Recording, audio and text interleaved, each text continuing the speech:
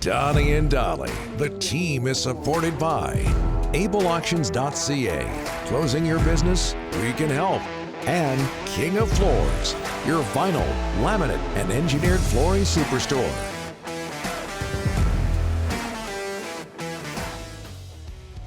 Coming up, one of two guests of the day, John Shannon, NHL Analyst, co-host of the Bob McCowan podcast, Donnie and Dolly, presented by Able Auctions. If you have assets, inventory, or equipment you need to sell, email sales at ableauctions.ca. And King of Floors, you take a look at Sir Scruffy there? Yes, I see him. Same hair as I had in the 80s. I would have to agree with that. And King of Floors, your vinyl, laminate, and engineered flooring superstore. Just kitty corner from Excellent Ice. Yeah, just 5 minutes from me down, make a right on number 10 highway right there. Yeah, because everybody knows where you live. Let's bring in John now. John, thanks for doing this, as always, on a Thursday. How are you, sir? Doing great, boys. Doing great. What's in Zach Hyman's future, John? Well, the Maple Leafs, I think, have told them that they don't want to go past 4 years and $4.25 million. Mm-hmm. And if he wants to take the hometown discount, then they'd be happy to have him. So I fully expect, and by the way, the side story to this is when Kyle Dubas became a hockey agent at the age of 22, he worked for Todd Reynolds. Right. Todd Reynolds is Zach Hyman's agent. Yep. So I think they expected a little more transparency from the Maple Leafs earlier. So that's kind of soured things a bit. But I think that you have to be thinking that Zach Hyman's a $5 million player, and he can get a longer term than 4 years. And I mean, I don't think it's unreasonable to think $5 million times 6 years.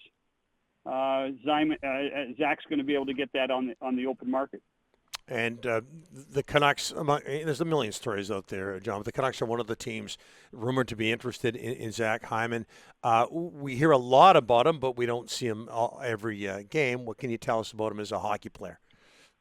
Well, he's a workaholic.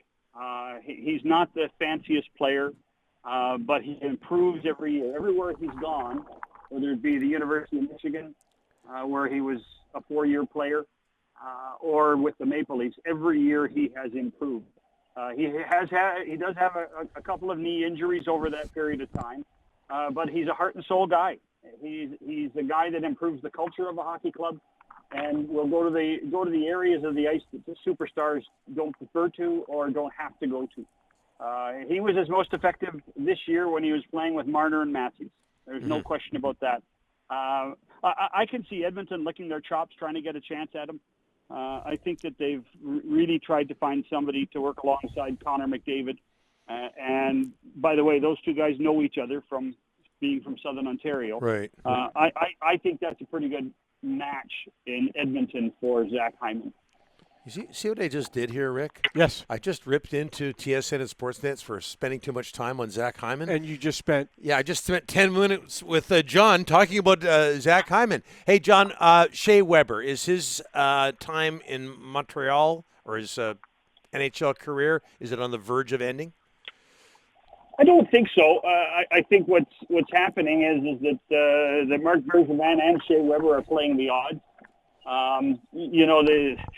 I don't have to tell anybody in Vancouver about contracts that are back-ended and the punishment you pay. And Montreal would pay a bit. Nashville would pay a ton.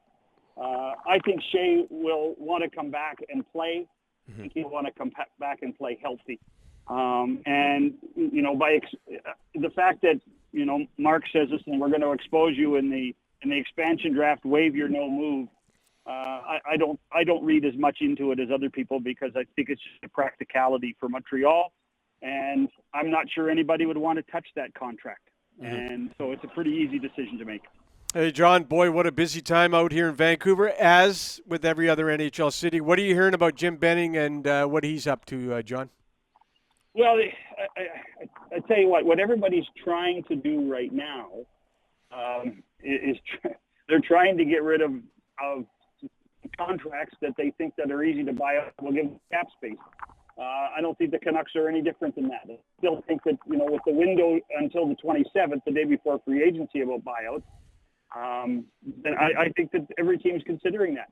And I think Jim's contemplating that with the caveat that the Canucks and ownership are cash poor right now. I mean, that really is the biggest message out of the West Coast every time I talk to anybody is that, sure, we want to do stuff, but, we don't want to spend money right now. Yeah. and that is the biggest issue for Jim, and it's actually a big issue for, I suspect, 10 to 12 managers in the league right now. John, Seattle, what's your gut talking to people? What kind of roster you think they can get here in the next week? What kind of team are they going to end up with? It won't be as good as Vegas, Rick. It just won't. I think that managers are smarter. I mean, even these deals we've seen the last 3 days. The two buyouts in Minnesota, the buyout in Florida, Keith Yandel today.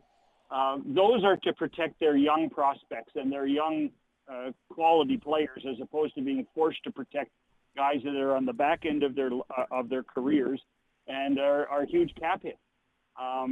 This is managers looking to the future rather than panicking and being prepared to give up dollars or give up players in order to play properly for next year. Billy Guerin did something I think that Chuck Fletcher wished he would have done in the expansion draft last year, rather than losing a guy like Alex Tuck.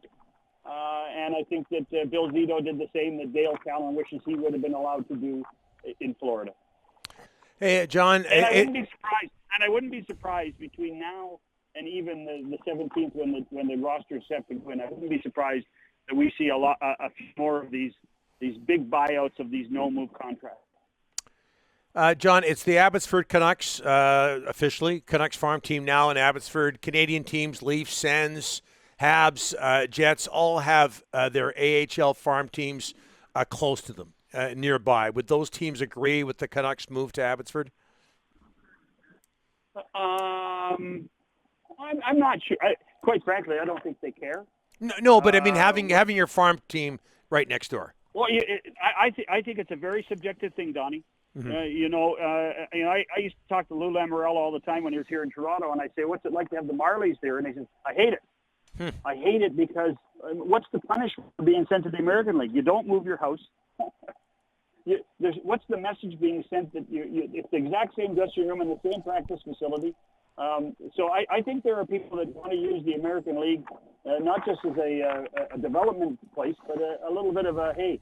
There's a little bit of punishment involved in this, but for cap issues, it's brilliant. It will solve people, and it'll be the Highway 1 cap issue will be resolved every time somebody gets in a car and Jim needs to move some money around for that off day between a Canuck game and an Abbotsford game. Yeah. Okay, John, we haven't got the best connection, so we'll cut her short today. But thanks so much for this, and we'll talk to you next Thursday. Cheers. You bet. NHL analyst John Shannon.